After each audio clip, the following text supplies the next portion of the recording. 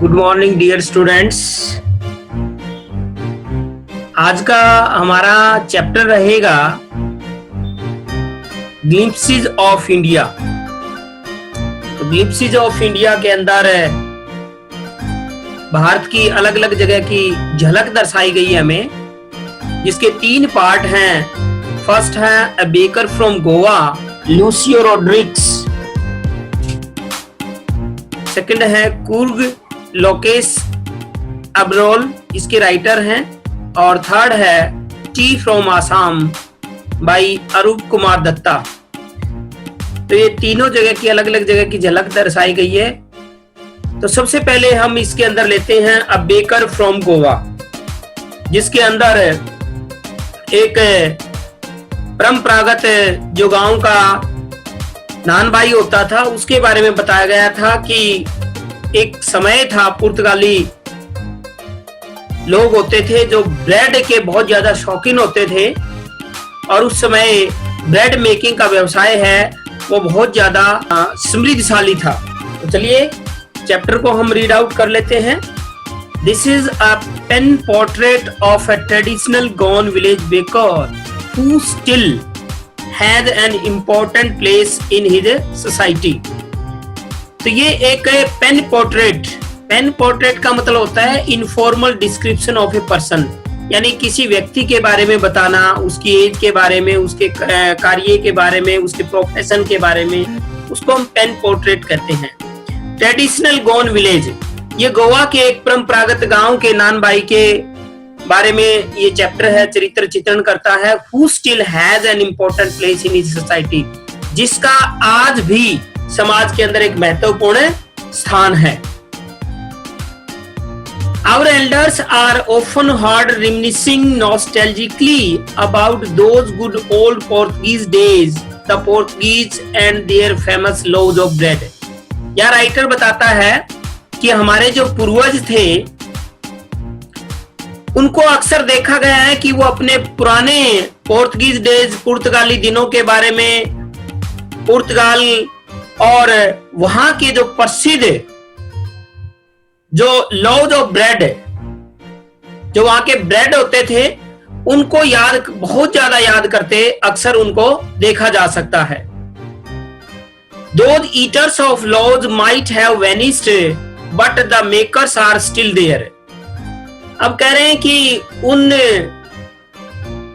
Bread को खाने वाले शायद आज वेनिस का मतलब शायद आज इस दुनिया के अंदर नहीं रहे हैं, लेकिन ब्रेड मेकर्स आज भी वहां पर देखे जा सकते हैं। We still have amongst us the mixers, the molders and those who bake the loaves. आज भी हमारे बीच वो मिक्सर्स हैं। मिक्सर का मतलब जो सामग्री को मिक्स करने का काम करते हैं, एंड मोल्डर्स जो किसी चीज को एक शेप देते हैं, जैसे ब्रेड को गोल शेप में देना या अलग अलग शेप में देना, तो उनको मोल्डर्स कहते हैं। And those bake the loaves, और वे लोग जो कि पाव रोटियों को पकाते हैं। तो कह रहे हैं कि आज भी ये गोवा के अंदर आपको देखने को मिल जाएंगे।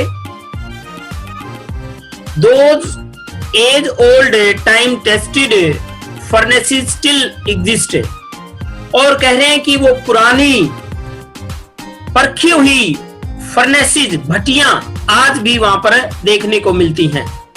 तो फर्नेसेस होती हैं भट्टियां, ये आप देख रहे हो इस तरह की ये भट्टी होती है जिसके अंदर ये आप ब्रेड पकाने का कार्य किया जाता है।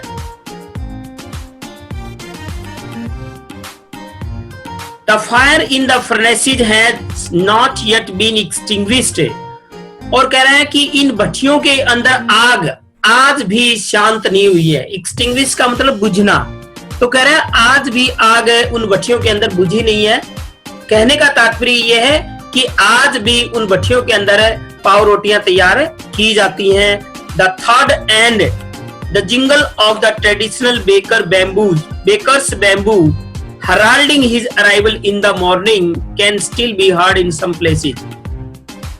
आगे राइटर बता रहा है कि थर्ड होती है धड़ाम से जो आवाज होती है, किसी के गिरने की आवाज होती है, उसको थंग। जिंगल का मतलब जिंगल जैसे घुंघरुओं की छनछनाहट की आवाज होती है, इस तरह की आवाज को बोलते हैं द थर्ड and jingle of the traditional bakers bamboo.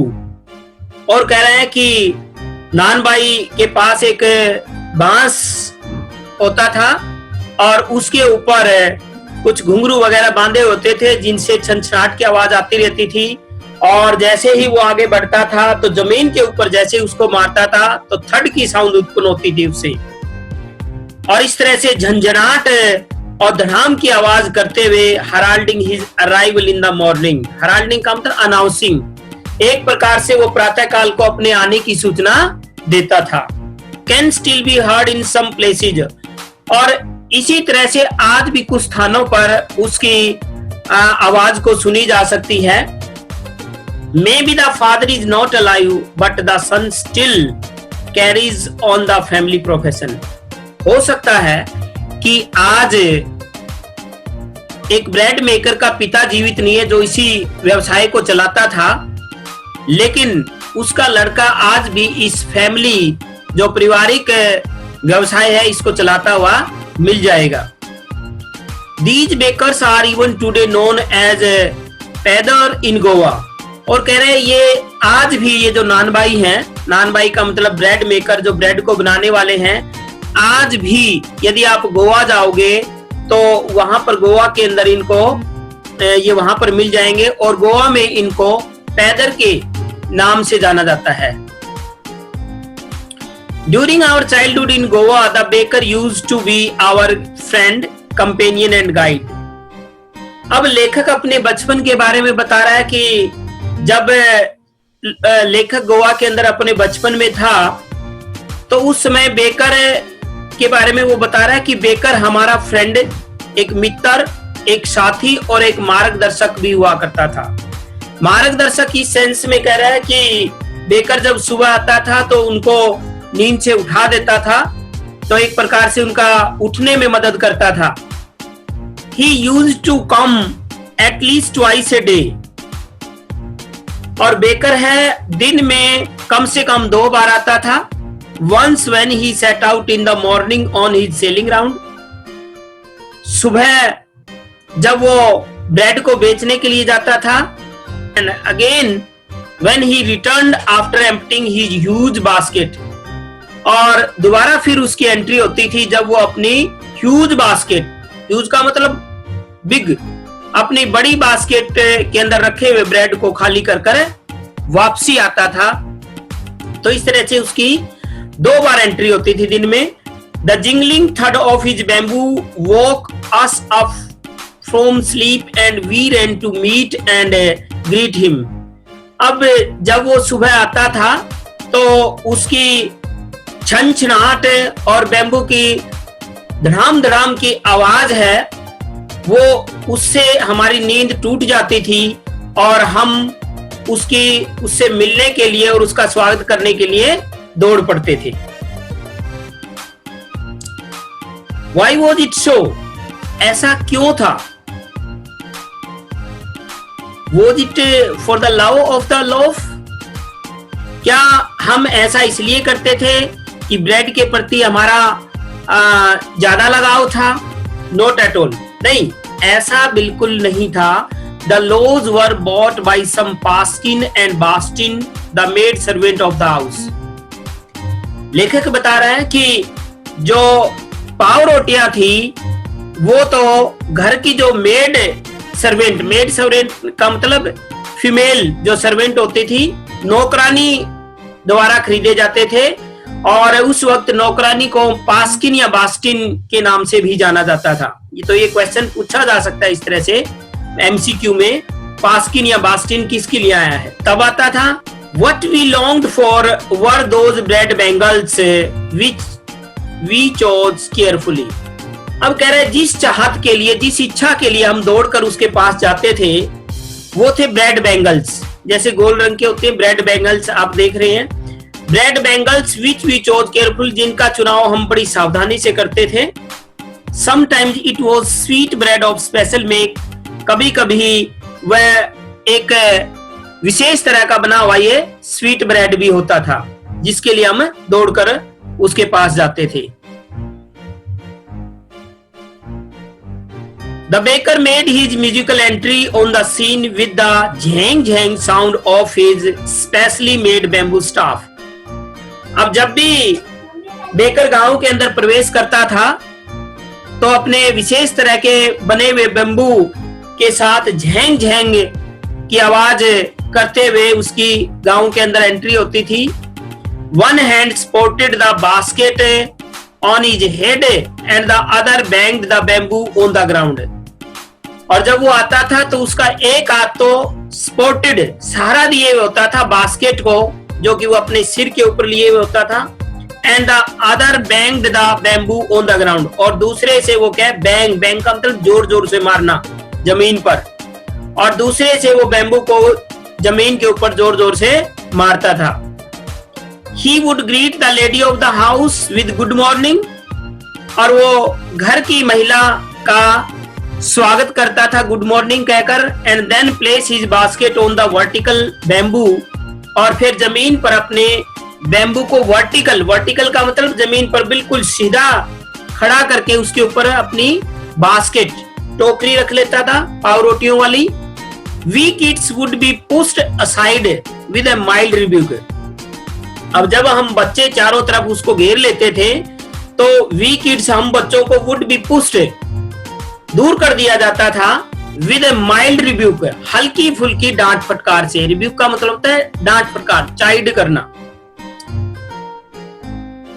And the loaves would be delivered to the servant, और जो घर की नौकरानी होती थी उसको क्या है पाव रोटियां दे दी जाती थी.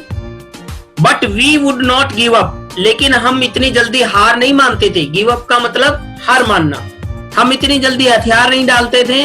We would climb a bench, हम पाव रोटियों को देखने के लिए या तो बेंच के ऊपर खड़े हो जाते थे, और द पैरापिट, या फिर हमें छत की मुंडेर के ऊपर. पैरापिट होती है जो छत, प्रोटेक्टिव वॉल होती है along the edge of a roof, मुंडेर जिसको बोलते हैं. तो मुंडेर पे खड़े हो जाते थे. And peep into the basket, और वहां से खड़े होकर पाव रोटियों वाली बास्केट के अंदर झांक कर देखते रहते थे. Somehow I can still recall the typical fragrance of those loaves.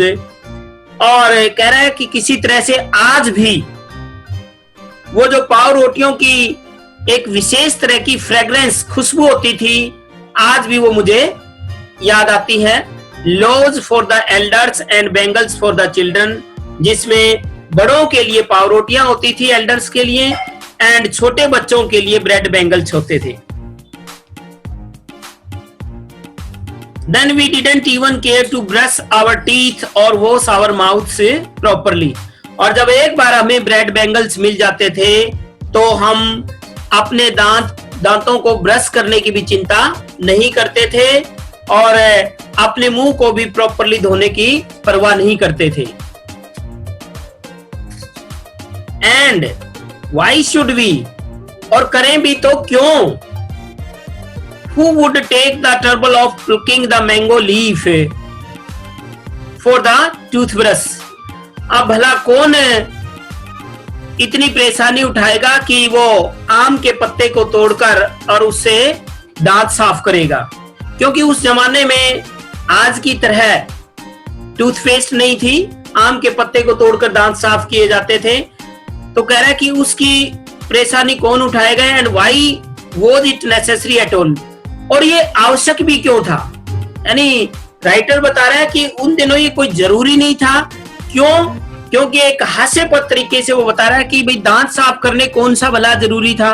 The tiger never brushed his teeth, क्योंकि बाघ भी तो कभी अपने दांत साफ नहीं करता. Hot T could wash and clean up everything so nicely, इसलिए कह रहे हैं कि जब हम गर्मा गर्म चाय पीते थे तो वो सब कुछ उससे साफ हो जाता था. And clean up everything so nicely, और अंदर से वो मुंह के अंदर से सब कुछ अच्छी प्रकार से साफ कर देता था. चाय से सब कुछ साफ हो जाता था. अब इसका अगला जो पार्ट है हम नेक्स्ट वीडियो में करेंगे. इसमें लाइन टू लाइन हमने एक्सप्लेन कर दिया आपको, और इसको अच्छी तरह से देख लेना. Thank you, have a nice day.